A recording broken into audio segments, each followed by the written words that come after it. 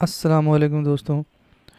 Basic Arabic learning के session 14 में आज हम वर्क को कंटिन्यू करेंगे।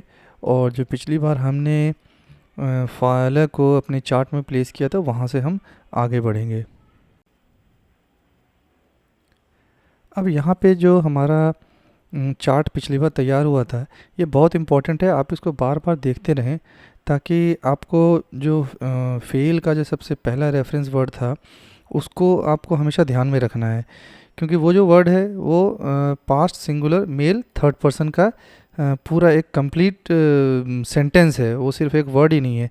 ये एक बहुत बड़ा इंपॉर्टेंट बात है कि अरेबिक में जो आपको वर्ड्स दिखते हैं वो अकेले में खुद ही एक पूरा सेंटेंस होता है। देखिए जैसे हमने वर्ड फ़अल बनाया, ये वर्ड फ़अल ही डिड, उसने किया, ये सारा चीज़ इसके अंदर आ जाता है, तो ये एक पूरा कंप्लीट सेंटेंस बन जाता है। तो इसको आप एक बार ध्यान रखिए और इस फॉर्मूले को हमेशा इस पे नज़र रखिए, तो आपको आगे जो है बहुत आसानी होगी समझने में। अब हमने वर्ब के पहले सेशन में हमने ये देखा था कि कुछ वर्ड्स हमने रख लिए थे जो कि वर्ब के फर्स्ट रेफरेंस थे सारे वर्ड, और उसमें से भी हमने क्या किया था कि जो पहला वर्ड था फ़अल वो हमने निकाल लिया था और उसका हम पूरा चार्ट बनाने जा रहे हैं। ये हमारा एक टेम्पलेट बन जाएगा और उसी टेम्पलेट के बेसिस पे आगे जितने वर्ब आएंगे हम उसको समझने की कोशिश करेंगे। अब इस चार्ट में हमने फ़अल वर्ड को प्लेस कर दिया है और एक नेक्स्ट कॉलम हमने दिखाया है, वहाँ पे हमने लिखा है addition at the end of the word. ये जो हम आगे वर्ड बनाएंगे, क्योंकि फ़अल हमारा रेफरेंस बढ़ गया, वर्ड बन गया, अब उसके आगे जो उसमें चेंजेस होंगे वो एक्चुअली में है कि वर्ड के आखिर में कुछ ऐसा रेफरेंस ऐड होगा जिसके लगने की वजह से वो फॉर्म अपना बदलता चला जाएगा। तो बस अब उसी को हमें आगे देखना है। और ये सबसे पहला जब मैं आपको जो थर्ड पर्सन सिंगुलर है वो हमने बता दिया कि वो फ़अल है। अब हम यहाँ से आगे बढ़ते हैं और थर्ड पर्सन डुअल का वर्ड क्या होगा वो समझते हैं। तो डुअल के लिए जो वर्ड बनेगा वो हो जाएगा फ़अला। तो यहाँ पे हम क्या करते हैं कि जो वर्ड फ़अल है था, जो सबसे पहला रेफरेंस वर्ड था, उसमें हमने एक अलीफ़ लगा दिया। तो ये अलीफ़ जो एडिशनल वर्ड लगा है उसकी वजह से ये डुअल वर्ड बन गया। अब आप कोई भी वर्ड उठाएंगे, जो भी वर्ब होगा, अगर आप उस वर्ड के आगे अलीफ लगा होगा तो आप ये समझ लीजिएगा कि ये डुअल के बारे में ही बात हो रही है। इसी तरह से अब हम आगे देखेंगे थर्ड पर्सन प्लूरल के लिए, जो कि प्रोनाउन में दे होता है। तो वहाँ पे भी वर्ड जो रेफरेंस वर्ड है फ़अल है, उस वर्ड में हम क्या करते हैं कि पेश और वाव अलीफ लगा देते हैं। तो ये हमारा प्लूरल का एक सिंबल बन जाता है। तो वर्ड जो बन जाता है वो है फ़अलू। तो आप देखेंगे फ़अल जो ज़बर था लाम पे, वो हट गया और वहाँ पे पेश आ गया, और साथ में पेश के साथ वाव अलीफ लग जाता है। तो ये जो वाव अलीफ लगा, ये इसकी वजह से अब ये प्लूरल का फॉर्म बन गया। तो हमने देखा है कि डुअल के लिए अगर वर्ड के आगे अलीफ लग जाता है तो वो डुअल बन जाता है, और अगर वर्ड के आगे पेश के साथ वाव अलीफ लग जाता है तो ये प्लूरल का फॉर्म बन जाता है। तो अब आप इसको पढ़ेंगे कैसे, फ़अल, फ़अला, फ़अलू। तो ये पता लग जाएगा कि फ़अल जो है वो एक ने किया, फ़अला वो दो ने किया, और फ़अलू उन सब ने किया। ये वर्ड बन जाता है। अब हम आगे बढ़ते हैं सेकंड पर्सन में। सेकंड पर्सन सिंगुलर में हम इंग्लिश में यू बोलते हैं। तो यहाँ पे जो वर्ड फ़अल रेफरेंस था वहाँ पे क्या होता है कि ज़बर गिर जाता है और उसके आगे ते लग जाता है ज़बर के साथ, तो वर्ड बन जाता है फ़अलता। अब ये बिल्कुल स्टैंडर्ड है कि किसी की वर्ड के आगे अगर त लग गया, ते ज़बर, तो ये समझ लीजिए कि ये सेकंड पर्सन सिंगुलर को मार्क कर रहा है। इसके बाद डुअल में जाते हैं सेकंड पर्सन, वहाँ पे हो जाता है जो वर्ड फ़अल है उसमें ज़बर गिर जाएगा और उसमें तुमा वर्ड ऐड हो जाएगा, तो हो जाएगा फ़अल तुमा।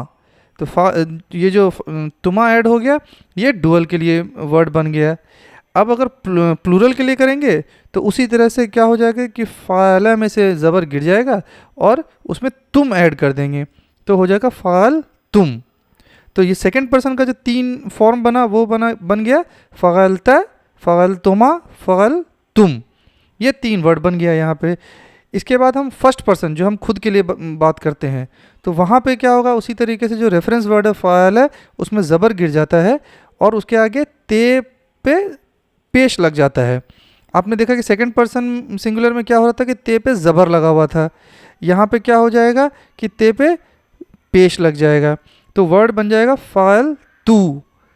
फिर अगर प्लूरल के लिए बात करेंगे वी के लिए, तो उसमें ना लग जाता है आगे, नून अलीफ, तो वर्ड बन जाता है फ़ाल ना। तो अगर हम फर्स्ट पर्सन अगर मैं के बारे में बात करता हूँ तो वो बन जाएगा फ़ाल तू, अगर हम के बारे में बात करेंगे तो वो बन जाएगा फ़ाल ना। तो इसमें नून अलिफ जब भी लगा रहेगा तो आप समझ लीजिए कि ये प्लूरल के बारे में है। तो ये हम अगर आप पूरा चार्ट देखेंगे तो आप इसको ऐसे पढ़ सकते हैं, फ़ाल फ़ाला फ़ालू फ़ालत फ़ालतुमा फ़ालतुम, फिर फ़ालतू फ़ालना।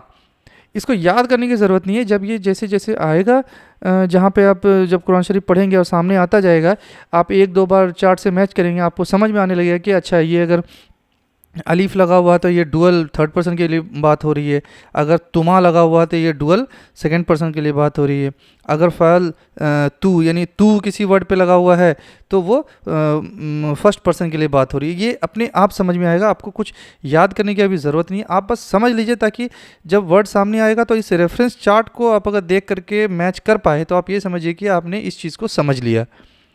मैंने इसके आगे एक एडिशन जो वर्ड हुए हैं वो मैंने एक अलग से लिख दिया है ताकि कभी भी आप इसको समझने के लिए ओपन करें तो आसानी से ये चीज़ यहाँ समझ में आ जाएगी।